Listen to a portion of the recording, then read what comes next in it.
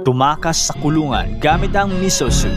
Ikinulong siya sa Abashiri Prison, ang kulungan para sa mga pinakamasasamang kriminal sa Hokkaido. At ang tanging labasan nito ay ang maliit na butas na siyang pinaglalagyan ng pagkain ni Yoshi. Upang masigurong hindi siya makakatakas, 24 oras nakaposa si Yoshi sa loob ng kanyang selda. Tuwing gabi, dinadalhan ng mga gwardya ang mga bilanggo ng miso soup para sa kanilang hapunan. Sa mga sumusunod na buwan, tahimik lang ang naging lagay ng Abashiri Prison. Hanggang isang gabi, habang namimigay ang mga gwardya ng hapunan, nagulat sila sa kanilang nakita. O sa mas tumpak na termino, nagulat sila sa hindi nila nakita. Nakatakas na naman si Yoshi Shiratori. Pero paano?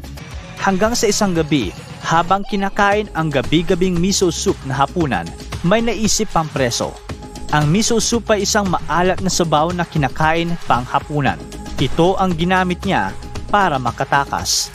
Gabi-gabi, dinuduraan niya ng miso soup ang doorframe ng kanyang selda at ang kanyang posas. Agad na umaksyon ng preso at tinanggal ang posas at gumawa ng butas mula sa kinakalawang na doorframe. Ngunit may kaliitan na butas ang kanyang nagawa.